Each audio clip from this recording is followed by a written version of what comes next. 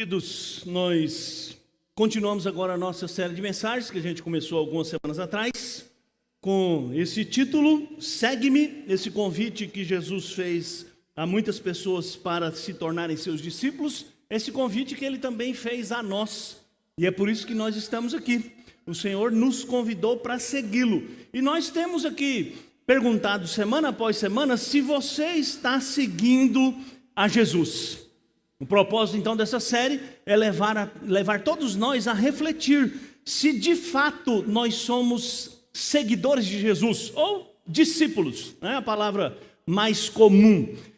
Discípulo é aquele que anda conforme o seu mestre. Curiosamente, essa é a palavra mais usada no Novo Testamento do que cristão.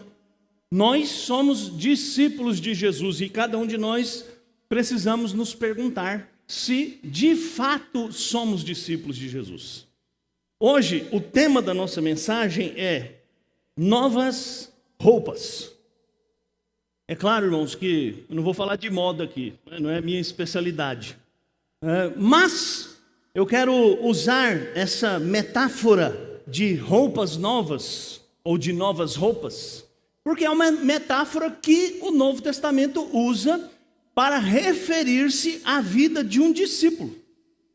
Afinal de contas, a roupa que nós usamos pode dizer muito a nosso respeito. E aí eu começo com essa pergunta: o que as roupas dizem sobre as pessoas?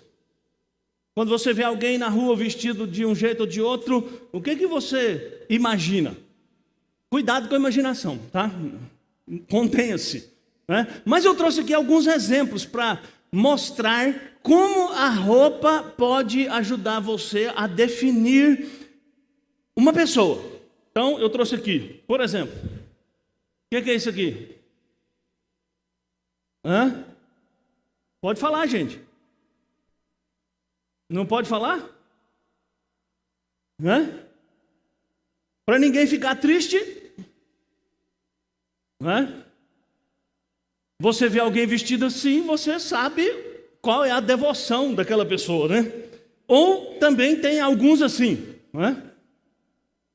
Então é fácil identificar a preferência de alguém no campo esportivo, Você vê a pessoa vestindo. Eu acho que você nunca vai ver um palmeirense de camisa do Corinthians ou um corintiano com camisa do Palmeiras, Eu acho que isso é uma coisa incomum. Então, quando você vê alguém vestido de verde, quando você vê alguém com o escudo do Corinthians, você sabe que ali vai um corintiano. Mas as roupas podem servir para identificar outro tipo de pessoa também. Por exemplo, eu trouxe aqui. Sabe o que é isso aqui? Sabe? A ajuda dos universitários. Uma das maiores religiões da Índia, o sikhismo. Então tem até um jogador da NBA que é um sikh e anda com um turbante. Só que ele não usa esse turbante aqui. Isso aqui é para festividade, mas ele usa um tecido amarrando o cabelo dele. Ele usa um coque aqui na cabeça. Então, se você vir alguém na rua com esse tipo de turbante, agora você sabe. Ali é um sikh. Você dificilmente vai ver um sikh com a sua cabeça descoberta. Faz parte da sua norma de conduta, do seu preceito religioso, usar este tipo de turbante. Eu acho que aqui vai ser mais fácil, Quem são essas pessoas? Mulheres muçulmanas, Então, cada vez mais você vê pessoas vestidas assim. Se não com esse rigor, basta você ir ali no Paris que você vai ver um monte de mulheres que você automaticamente vai identificá-las como mulheres muçulmanas. Tem um outro tipo de roupa também que pode identificar alguém. Quem são esses aqui? Judeus. Então um grupo de jovens judeus, olha, a gente olha assim e acha ridículo, mas eles estão felizes, com suas costeletas enormes, com seu chapéu, com a sua roupa preta, típica de um judeu ortodoxo. Você sempre vai ver um judeu ortodoxo vestido assim, fora do Brasil e no Brasil também. Talvez esse aqui seja até mais conhecido. Isso aqui são budistas, monges budistas, com sua roupa característica, bem discreta, não é? Como você pode ver. Então você vê alguém vestido assim, você sabe que ali vai um budista. É curioso, irmãos, eu pelo menos acho, que as roupas que a gente veste digam muito sobre nós. Mais até do que, às vezes, nós estamos dispostos a admitir. Quase sempre a gente diz, a roupa que você veste não interessa muito, isso aí não faz muita diferença, o que interessa é o coração. Mas não é bem assim, né? Eu mostrei aqui algumas pessoas que você olhando a roupa que ela está vestida, você sabe que religião aquela pessoa pratica. Aí eu pergunto, que roupa um cristão usaria? Aí eu trouxe aqui uma sugestão. Olha aí, ó. Camisa João 3,16, né? Para ninguém ter dúvida que ele é um crente, né? Porque Deus amou o mundo de tal maneira, a cara alegre, né? Feliz, simpático, sempre pronto para abraçar as pessoas e tal. É claro, gente, isso aqui é uma caricatura, né? E é uma caricatura porque é claro que eu não vou falar aqui da roupa de pano que você deve usar, embora isso até faça parte, mas isso é tema para outra ocasião. Claro, como eu já disse, que eu vou usar aqui a roupa como uma metáfora da vida que identifica um discípulo. E eu vou usar essa metáfora porque o Novo Testamento usa essa metáfora. O apóstolo Paulo a usou várias vezes, e nós vamos ler aqui pelo menos um texto, onde o apóstolo Paulo fala que aqueles que estão em Cristo tiraram uma roupa antiga e vestiram uma nova roupa. Então eu queria que você hoje aqui me acompanhasse e perguntasse a você, não a ninguém, a você, se as vestes que o apóstolo Paulo diz serem as que identificam um cristão, são vestes que você está usando. Se alguém olhando para você, verá em você essa moda cristã, essa moda apropriada para um discípulo de Jesus.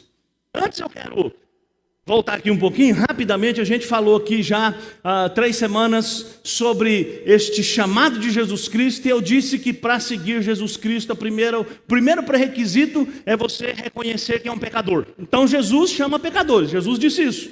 Primeiro texto que a gente leu, Jesus diz, não vim chamar justos, mas vim chamar pecadores ao arrependimento. Por que é importante eu dizer isso aqui, e vou dizer isso aqui durante as próximas semanas? Porque muita gente diz assim, não, eu não vou seguir Jesus, porque tem muita coisa para eu acertar na minha vida ainda. Tem muita coisa que eu preciso colocar em ordem, então eu preciso primeiro acertar a minha vida. Ser um pecador, querido, não impede você de seguir a Cristo. Pelo contrário, não é? Aqui nessa igreja, todo mundo é pecador. Não existe ninguém aqui que não seja pecador. Pecadores remidos pelo Cordeiro, salvos pela graça, mas ainda pecadores e ainda imperfeitos. E daqui a pouco eu vou falar por que a gente pensa assim, que primeiro eu tenho que consertar a minha vida para depois seguir a Cristo. Para seguir a Cristo você precisa reconhecer-se como alguém carente. Nós vivemos numa sociedade que tem a tendência de valorizar e confiar e depositar sua esperança nas coisas dessa vida.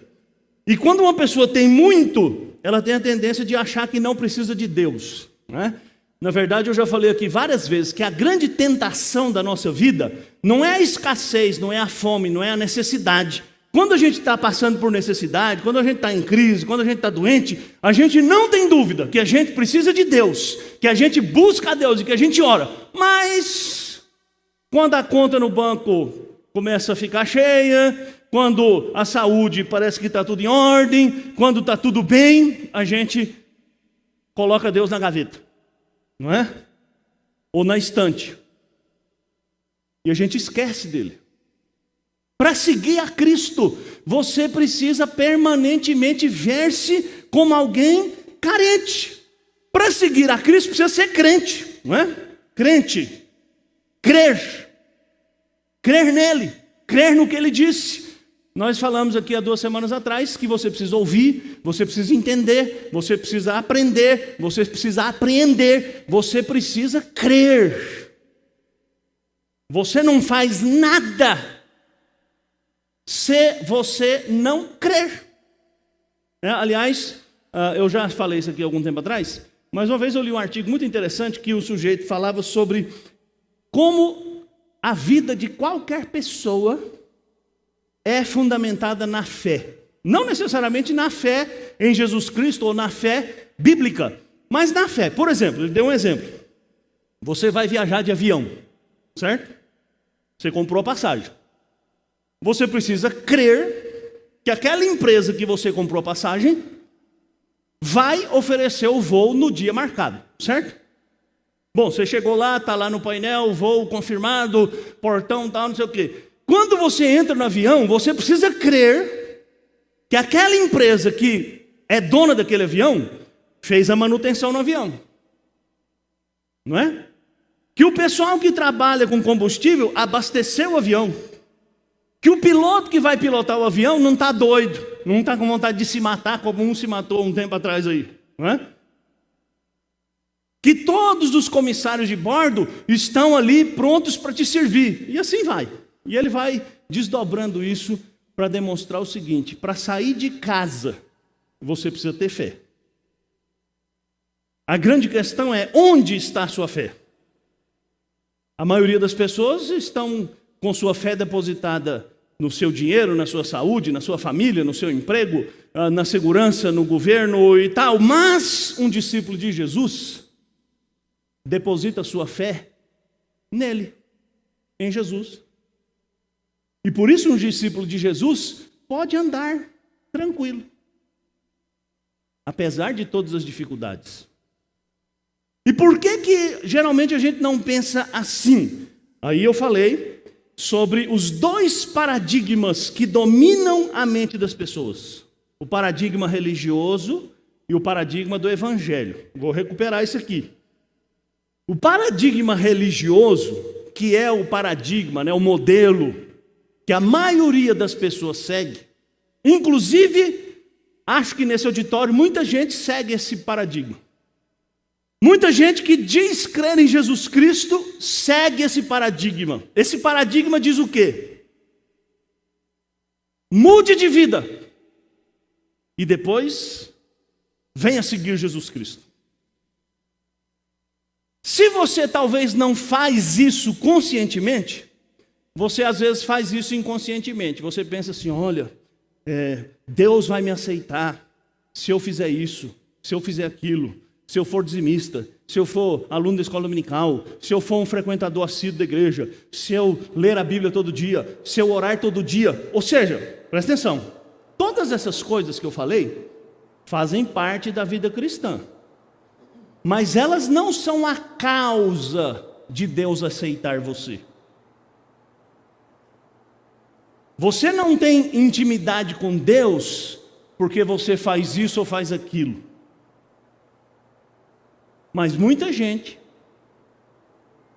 em muitas igrejas, incluindo as nossas, incluindo esta, incluindo pessoas que professam ser cristãs, estão pensando, equivocadamente, que serão aceitas por Deus, porque são pessoas boas, porque são pessoas justas, porque são pessoas religiosas, porque são pessoas que oram, porque são pessoas que dão dízimo, porque são pessoas que conhecem a Bíblia.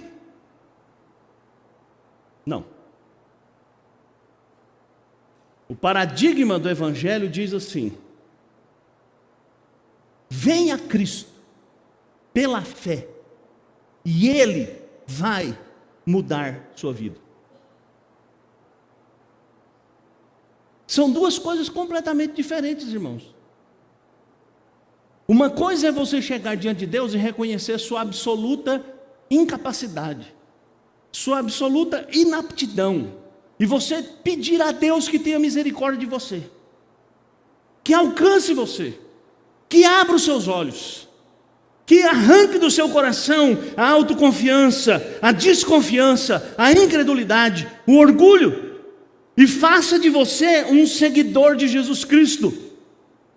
Isso é muito diferente de você chegar aqui e pensar assim: eu vim buscar Deus, eu sou fiel, Deus vai me abençoar.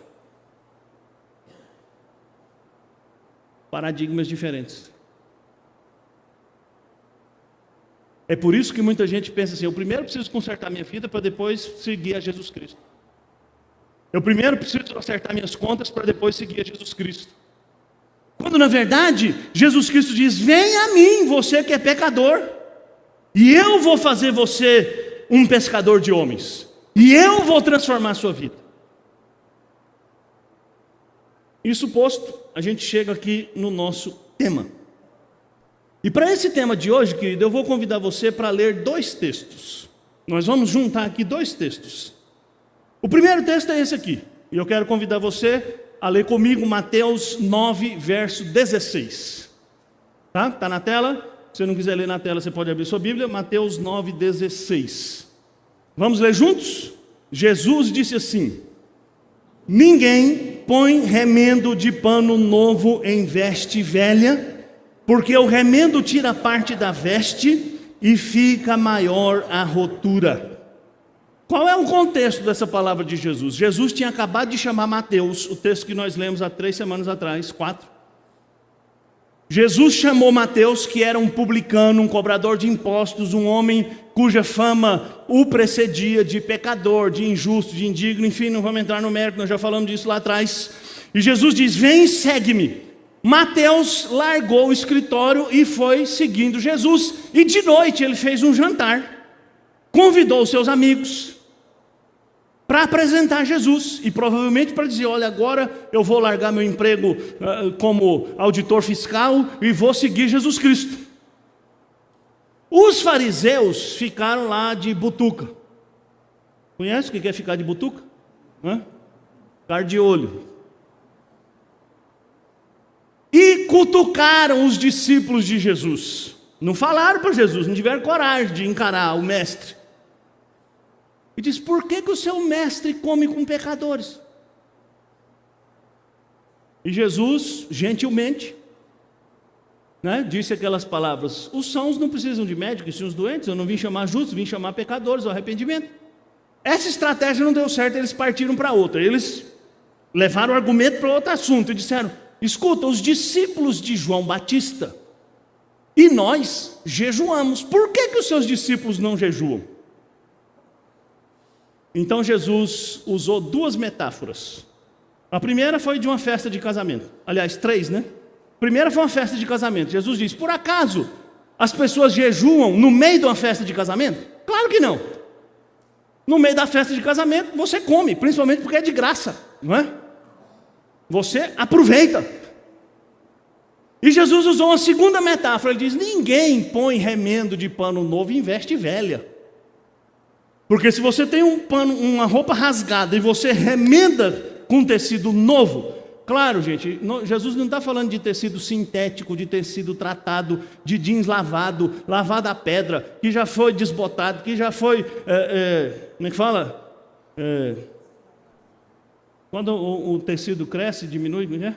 Encolheu, espichou, né? Tecido bruto. Se você costura um pano novo num tecido velho, quando lavar aquele tecido, o tecido velho já distendeu tudo que podia. O novo não, ele vai encolher e ele vai rasgar tudo. Jesus diz: ninguém põe remendo de pano novo em veste velha. Por quê? O que Jesus está querendo dizer? Jesus está querendo dizer uma coisa simples: eu não vim aqui para remendar a sua vida. Eu vim aqui para te dar uma vida nova.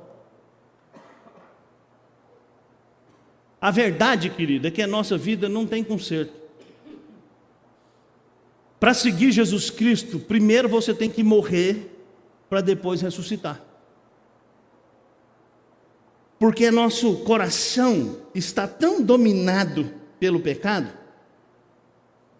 que não tem conserto. Jesus está dizendo: olha, eu não vim aqui mudar suas práticas religiosas. Eu não vim aqui para dar para vocês novos preceitos. Olha, Até hoje vocês seguiram esses preceitos, agora vocês vão seguir aqueles outros preceitos. Os judeus queriam enquadrar Jesus Cristo dentro de suas regras, dentro de seus costumes, dentro de seus preceitos. E Jesus rompe com aquela perspectiva, e Jesus diz que o que Deus veio fazer na nossa vida através dele não é um remendo, não é uma maquiagem, não é um trabalho externo, mas é dentro de nós mudar a nossa vida, fazer de nós uma roupa nova, não uma roupa remendada. Isso é importante, irmãos, porque eu coloquei uma frase aqui, e depois eu vou repetir um pouquinho modificada lá na frente. A religião se caracteriza pela obediência a regras. O Evangelho nos chama para relacionamentos. E eu vou explicar isso mais adiante um pouquinho. Mas eu queria que você guardasse isso aqui. Se você segue o paradigma religioso, você está preocupado com regras.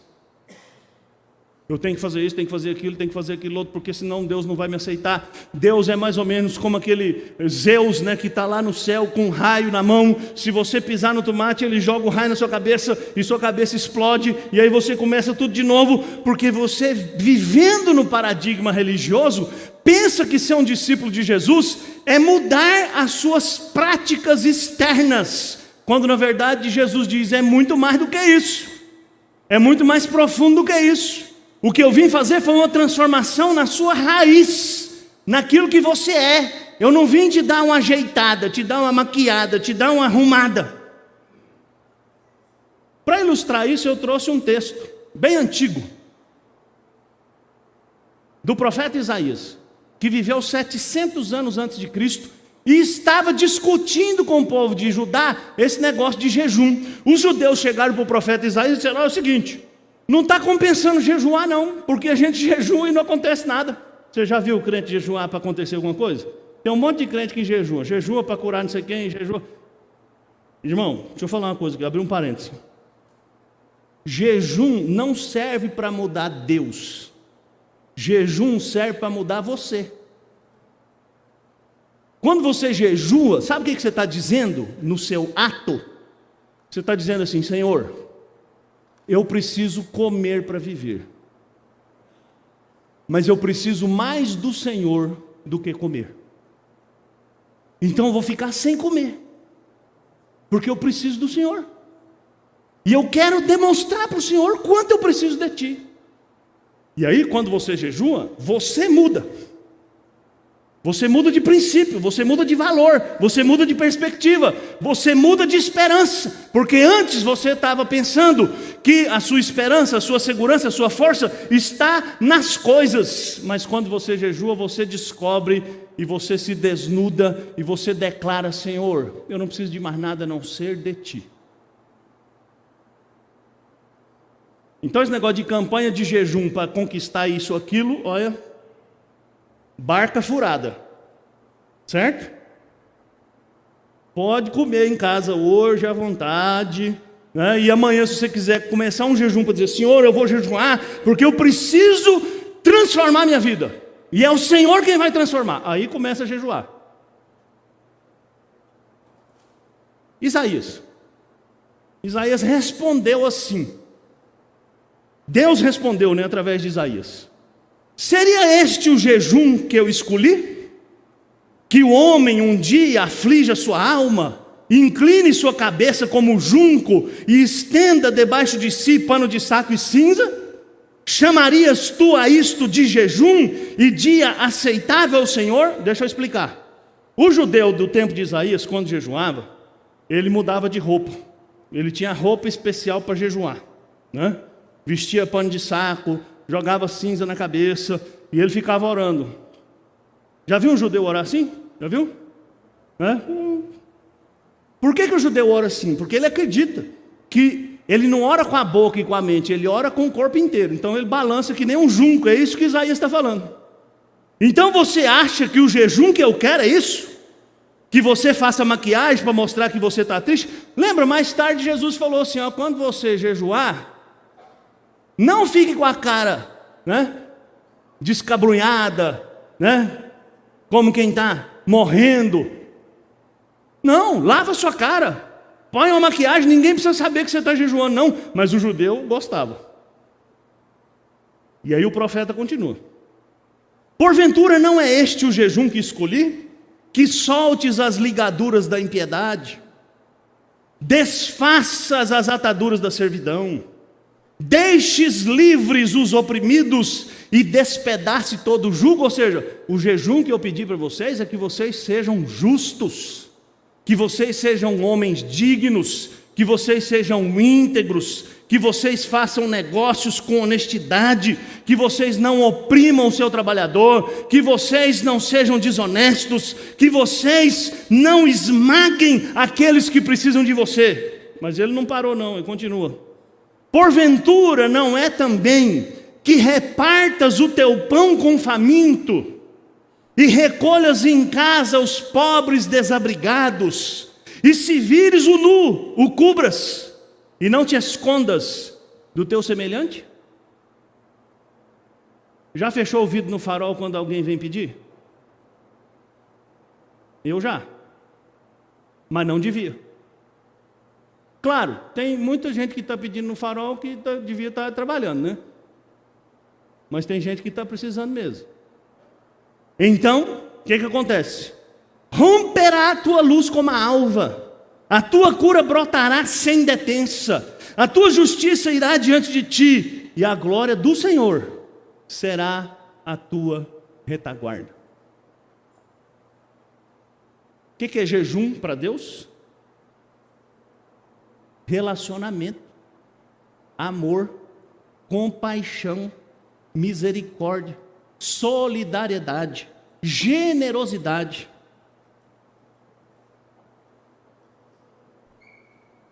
Esse é o jejum que Deus espera daqueles que não são roupa velha, remendada, mas que são roupa nova, transformada por Jesus Cristo. Por isso Jesus disse para os fariseus que vieram questioná-lo: por que você não jejua? Eu falei: porque o jejum que Deus quer não é esse que vocês estão fazendo. O jejum que Deus quer não é uma maquiagem. O jejum que Deus quer não é que você mostre quão piedoso você é, mas na prática você é uma pessoa iníqua, injusta, impiedosa, indiferente, fria, que não tem um olhar compassivo, cujo coração está fechado, que foge quando vê alguém necessitado, você atravessa a rua para o outro lado. Lembra daquele comercial do sujeito no campo de futebol que estava precisando de dinheiro emprestado? Era de uma empresa financeira, sei lá qual. O sujeito chega no campo de futebol, está cheio de amigo, e ele fala com o primeiro que precisa de dinheiro emprestado, aquele some, aí a câmera corta, daqui a pouco não tem ninguém no campo, só ele. Porque na hora do aperto, ninguém aparece. Aí nós vamos para o segundo texto dessa noite, que é Colossenses capítulo 3, versículo 12 a 14. Eu vou explicando o texto e depois eu vou aplicar, tá? Rapidinho, não prometo, só declaro. Paulo diz assim: revesti-vos, pois, como eleitos de Deus, santos e amados, de ternos afetos de misericórdia, de bondade, de humildade, de mansidão, de longanimidade. Suportai-vos uns aos outros, perdoai-vos mutuamente, caso alguém tenha motivo de queixa contra outrem. Assim como o Senhor vos perdoou, assim também perdoai vós. Acima de tudo isto, porém, esteja o amor, que é o vínculo da perfeição. Vou convidar você depois em casa para ler o capítulo 3 inteiro. Paulo começa o capítulo 3 dizendo assim: se morrestes com Cristo para os rudimentos do mundo, pensai nas coisas do alto, onde Cristo vive, e não nas que são aqui da terra. A tradução da Almeida Revista Atualizada, que é a maioria que a gente usa aqui, diz assim: se morrestes. A gente às vezes lê esse se e a gente perde o sentido do texto, porque o sentido original do texto não é uma condicional, não é se, por acaso, quem sabe, todavia. Não, é Uma vez que você morreu com Cristo, ou seja, você creu em Cristo, você entregou sua vida a Ele, agora você começa a pensar nas coisas do alto, não nas que são aqui da terra. E Paulo continua falando que quando você começa a buscar as coisas do alto e não as que são aqui da terra, você descobre que todos os preceitos que são ensinados, não toques isso, não proves aquilo, não manusees aquilo outro, Paulo diz, isso não tem poder algum contra o coração, a sensualidade, o desejo. Parece bonito. Paulo diz, tem aparência de sabedoria. Não, olha, não faça isso, não faça aquilo, não faça aquilo outro. Parece que esse negócio vai dar certo. Mas Paulo diz, mas o problema seu não está de fora, o problema seu está de dentro. O problema seu, o problema do nosso pecado não está nos olhos, está no coração. Jesus disse lá em Marcos capítulo 7, está registrado, que é do coração do homem que procedem os maus desígnios. E aí Paulo continua, então você está pensando nas coisas do alto, você já entendeu que as regrinhas parecem boas, mas não tem poder nenhum contra o pecado. Aí o que você faz? Você se despe, você tira a roupa suja, rota, daquele velho homem, que não seguia a Cristo, e você veste a roupa do novo homem, que é semelhante a Jesus Cristo. Então, ser um discípulo de Jesus Cristo exige um contínuo despir e vestir. Despir e vestir não é uma coisa que você faz uma vez na vida, certo? Você tem que despir e vestir todo dia, não é? Pensa assim na sua roupa, não é? No verão, então, às vezes você tem que despir umas 2 vezes por dia ou 3, não é? Porque as roupas vão se tornando sujas, fedidas. Então você precisa fazer esse exercício de trocar de roupa. Essa metáfora, irmãos, é muito rica, porque ela ilustra bem o que nós também precisamos fazer na nossa vida espiritual.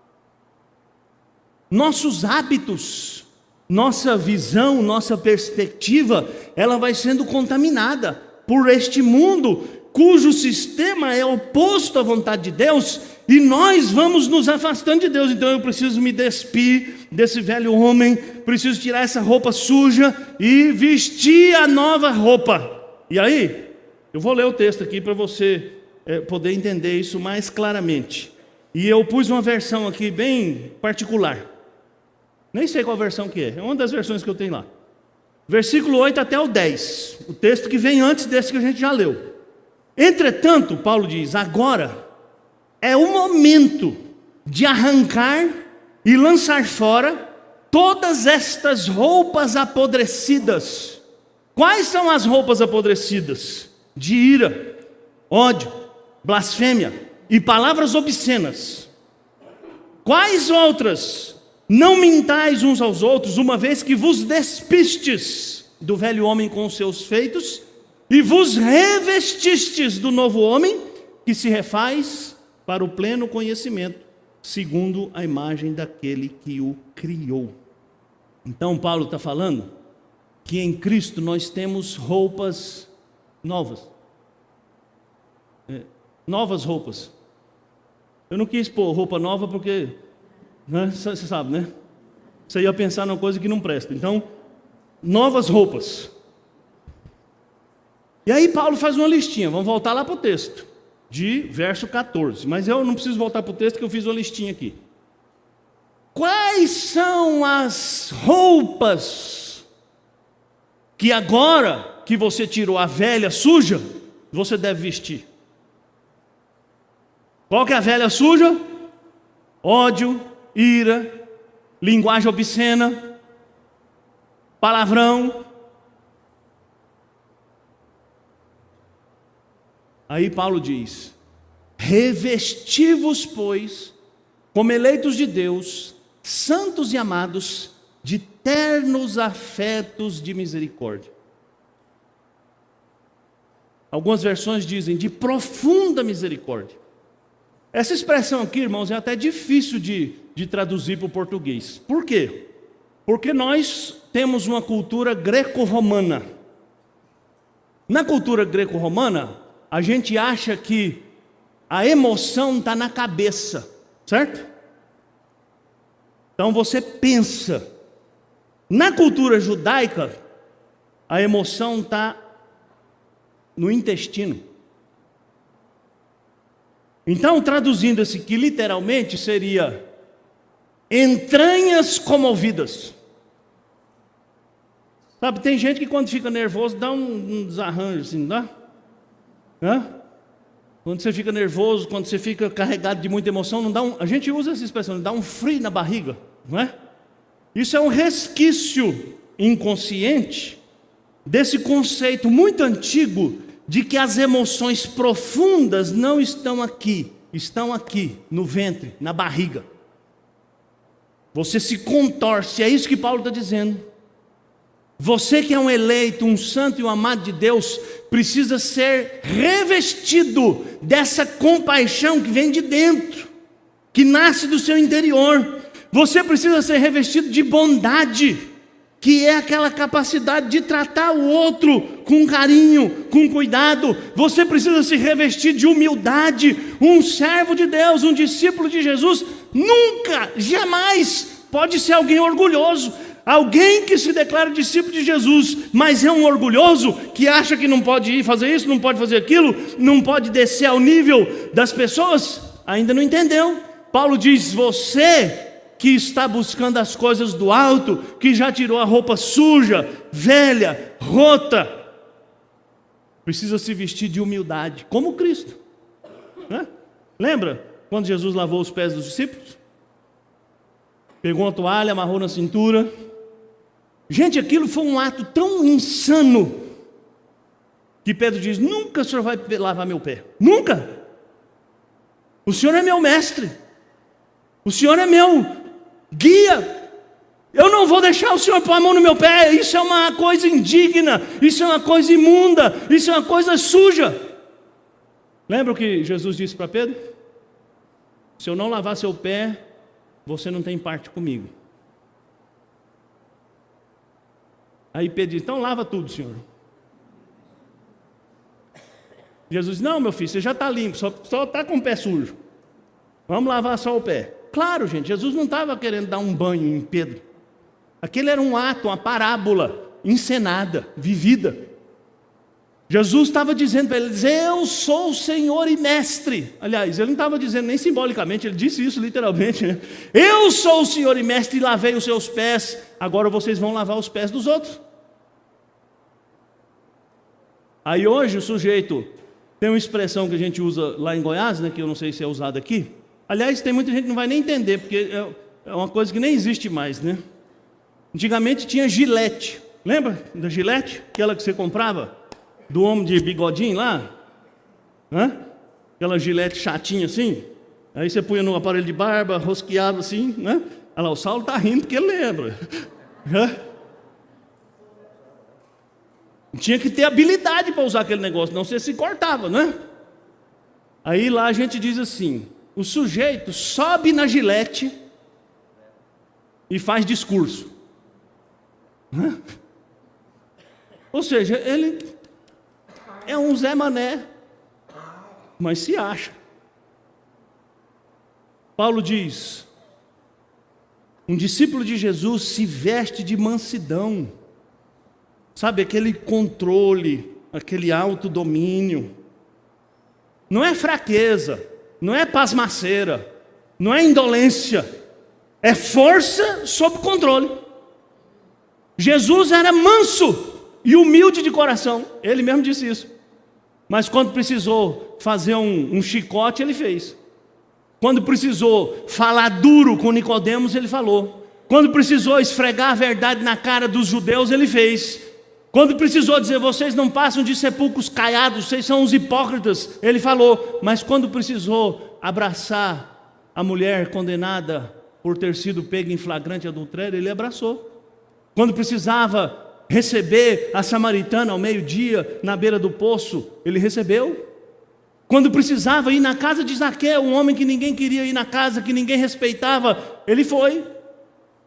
Mansidão, longanimidade. Um discípulo de Jesus precisa vestir a longanimidade, paciência cumprida. Quando todo mundo já perdeu a paciência, você continua tendo paciência. Um discípulo de Jesus precisa aprender a suportar um ao outro. E suportar aqui não é aguentar, não é jogar sal no fogo, pôr a vassoura de trás da porta, para ficar livre logo. Suportar aqui é chorar junto, é segurar junto as dores. Precisa perdoar. Jesus nos ensinou a orar assim: Pai, perdoa as nossas dívidas, assim como nós perdoamos os nossos devedores. Isso não é um condicional, irmãos. Isso é uma constatação. Jesus não está ensinando a gente a fazer uma oração que seria contra o próprio Deus, dizendo assim: eu só vou te perdoar se você perdoar. Não. O espírito dessa expressão é: eu vou perdoar porque eu já fui perdoado. E quem foi perdoado de tudo que eu fui perdoado, não tem ofensa que eu não possa perdoar. Quem cometeu os crimes que eu cometi contra Deus e foi perdoado, não vai deixar de perdoar porque alguém pisou no meu calo, porque alguém falou grosso comigo, porque alguém não me cumprimentou, porque alguém me olhou atravessado, porque alguém fez uma coisa que eu não gostei. Eu ofendi o Criador. Eu, com a minha atitude, com o meu ser, com a minha maneira, trouxe vergonha para meu Deus. E Deus olhou para mim e me perdoou. Agora eu vou ficar de bico? Eu não tenho esse direito. Por isso Paulo diz: perdoai-vos uns aos outros, como Deus em Cristo vos perdoou. Você já pensou se Deus fosse jogar na sua cara todo dia as coisas erradas que você faz? Todo dia. Se fosse orar para o Senhor e dizer: Senhor, me perdoa. Deus, não vou te perdoar não. Ontem você tinha que fazer isso e você não fez. Ontem você falou aquilo e você não devia ter falado. Você pensou um negócio. Ninguém viu, mas eu vi. E eu não vou perdoar. Não. Não vou perdoar. Mas a gente faz isso. Acima de tudo, Paulo termina, acima de tudo, o amor, que é o vínculo da perfeição. E eu pus uma tradução aqui da NVI, é o elo perfeito. O que Paulo está dizendo? Tudo isso aqui só funciona com amor. O amor é o azeite que faz a engrenagem funcionar. O amor legitima, permite, potencializa que vivamos assim. Quais são as implicações disso tudo então que eu falei? E aí a gente já vai caminhando para os finalmente. Primeiro, tome consciência de sua identidade. O fundamento dessas roupas novas é a sua identidade. Vou ilustrar isso de novo com o futebol. Se você é torcedor do time A, você não vai vestir a roupa do time B, vai? Não vai. Porque você é aquilo. Você não é aquela outra coisa. Por isso Paulo diz assim, revesti-vos, pois, como eleitos de Deus, santos e amados. Paulo está apelando à sua identidade. Quem é você? Sendo você quem é, como é que você pode agir de uma outra forma, negando a sua identidade? Então Paulo está dizendo assim: você é um eleito de Deus. Você é um santo de Deus. Você é um amado de Deus. Como é que você pode agir? Como é que você pode ser de outro jeito?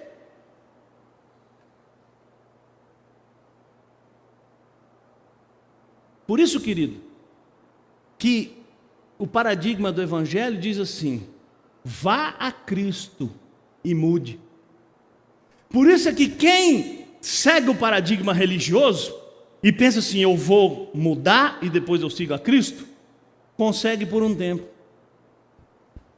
Mas quando a situação fica preta, essa pessoa, porque ela não é um eleito, um santo e um amado, ela estoura, ela perde a paciência, ela desiste. Quantas pessoas já desistiram da fé? Quantas pessoas já desistiram de seguir a Cristo? Sabe por quê? Porque elas estavam seguindo o paradigma religioso. Elas estavam pensando assim, olha, eu preciso ser bom para Deus me aceitar, eu preciso fazer isso para Deus me aceitar, eu preciso fazer aquilo para Deus me aceitar. Quando na verdade o que Cristo diz é, vem a mim, tome o meu jugo, aprenda de mim, e você vai encontrar descanso.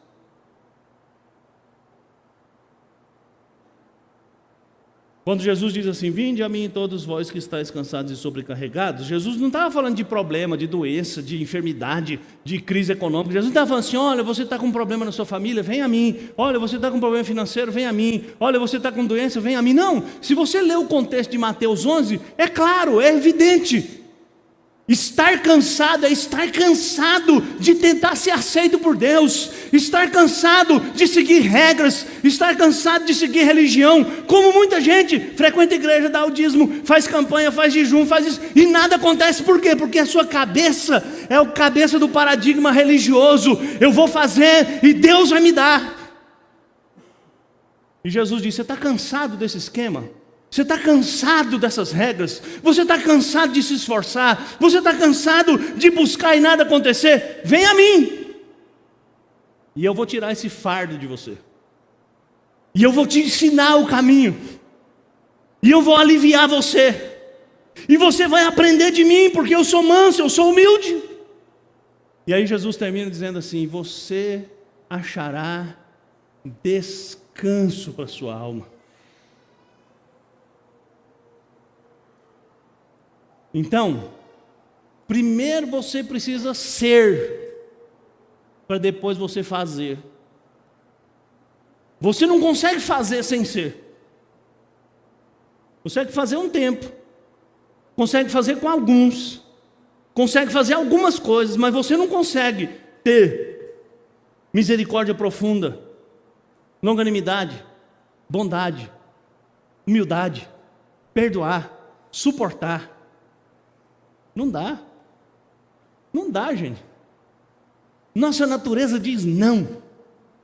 Nossa natureza se recusa. Nossa natureza reluta. Nossa natureza resiste. Porque nossa natureza nos faz pensar que nós somos o centro do universo. Que o mundo gira em torno do meu umbigo. Paulo está dizendo, querido, revista-se como um santo, como um eleito, como um amado. Segunda implicação, entenda o chamado para relacionamentos.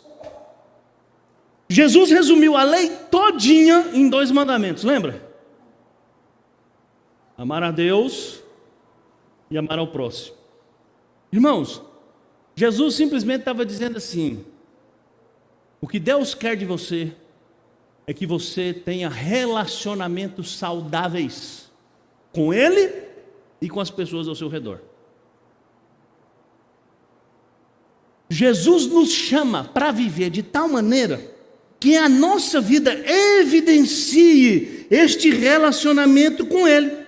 Nós aprendemos com Ele a amar. João diz lá no primeiro capítulo 4 da sua primeira carta, no versículo 19, nós amamos porque Ele nos amou primeiro.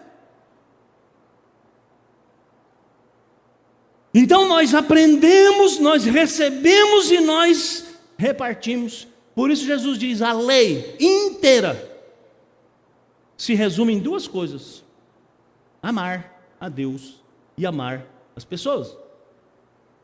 É impossível amar a Deus sem amar as pessoas. É impossível amar as pessoas sem amar a Deus. Então, queridos, é uma absoluta impossibilidade alguém dizer que está bem com Deus se não está bem com o outro. Você está fingindo. Você está se enganando. E você está tentando enganar alguém. Talvez você mesmo. Por isso Paulo diz que o discípulo de Jesus, que morreu, que ressuscitou, que busca as coisas do alto, que já entendeu que as regrinhas não servem para nada, que já tirou a roupa suja do homem de pecado, que era ira, ódio, palavrão e tudo mais, Paulo diz: agora você se reveste de todas aquelas virtudes, agora você suporta, agora você perdoa. Prestou atenção que aqui são 3 verbos. Por quê? Porque a vida cristã se materializa no que a gente faz e não no que a gente fala, ou não no que a gente entende. Entendeu? Vou desenhar. Se você entender tudo que eu falei aqui,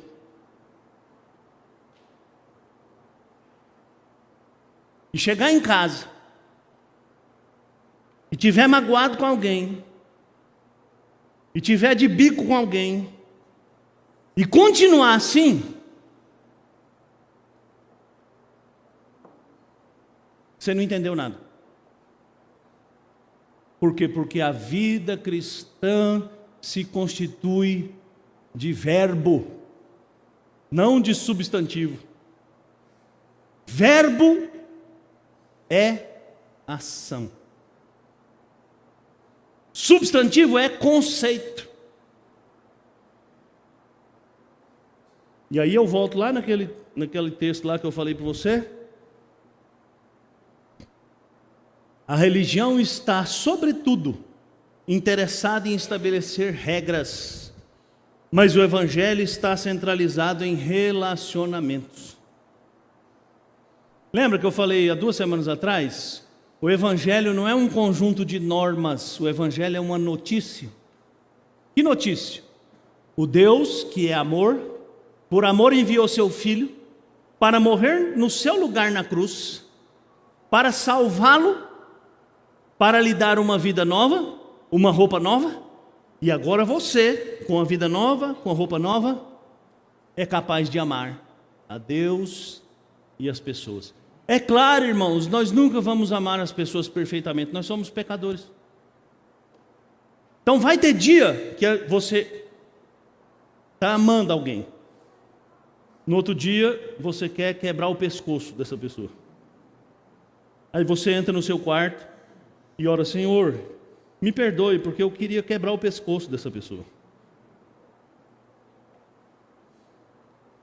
Me muda, me molda, me transforma.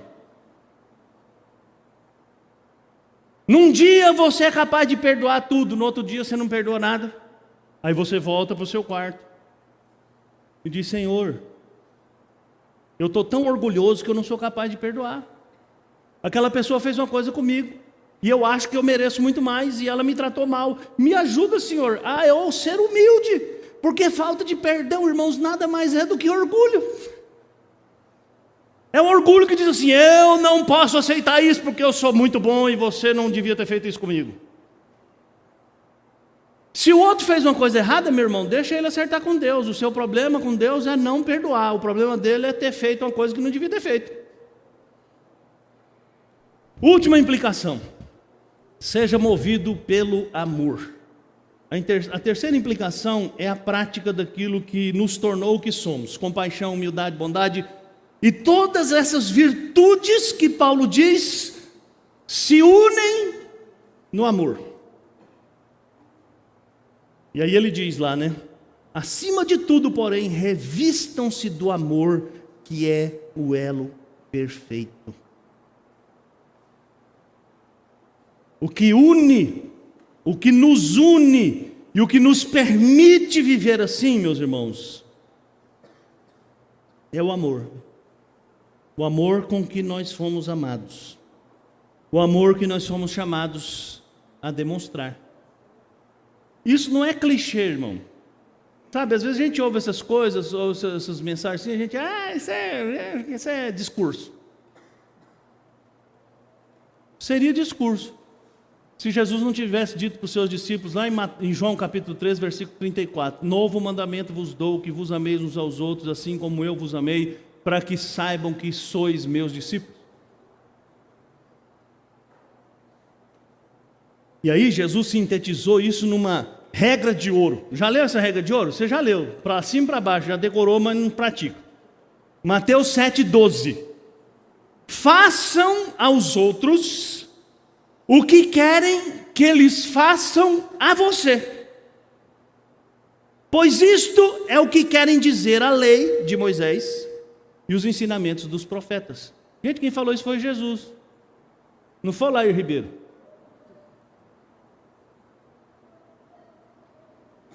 Foi Jesus que falou assim: faça para o outro o que você quer receber.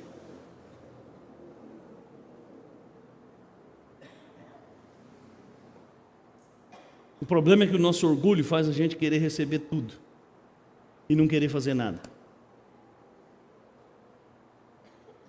E aí as mágoas, os ressentimentos vão crescendo no nosso coração.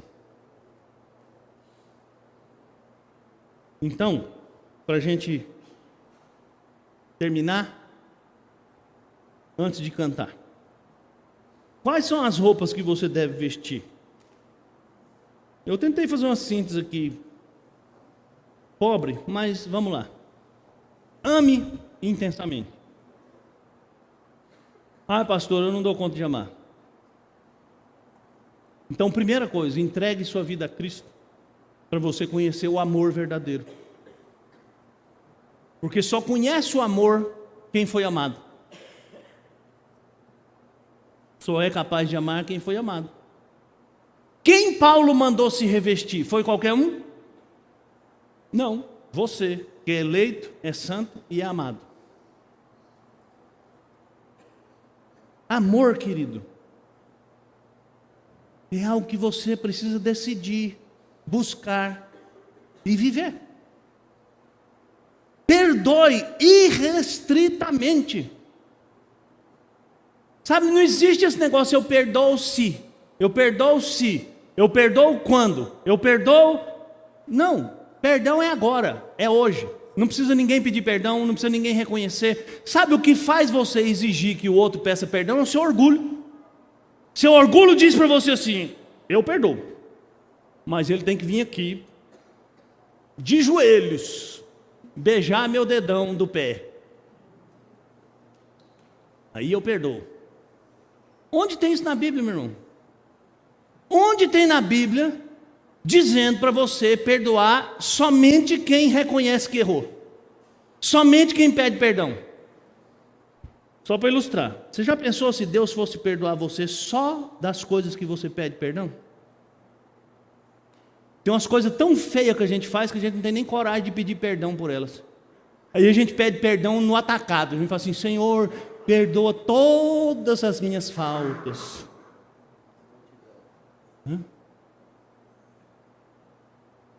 E Deus é tão misericordioso que Ele até perdoa.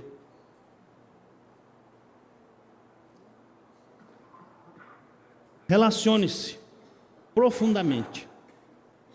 A roupa de um discípulo de Jesus se chama relacionamento com Deus e com os outros. Que Deus tenha misericórdia de nós. Vamos orar. Enquanto isso, o Ministério de Música vai chegando aqui, por favor. Senhor, em nome de Jesus, nós não somos capazes para essas coisas. Nós somos pecadores. Remidos, é verdade, mas ainda pecadores. Tem misericórdia de nós, Senhor. Nos muda, nos molda, nos transforma. Em nome de Jesus.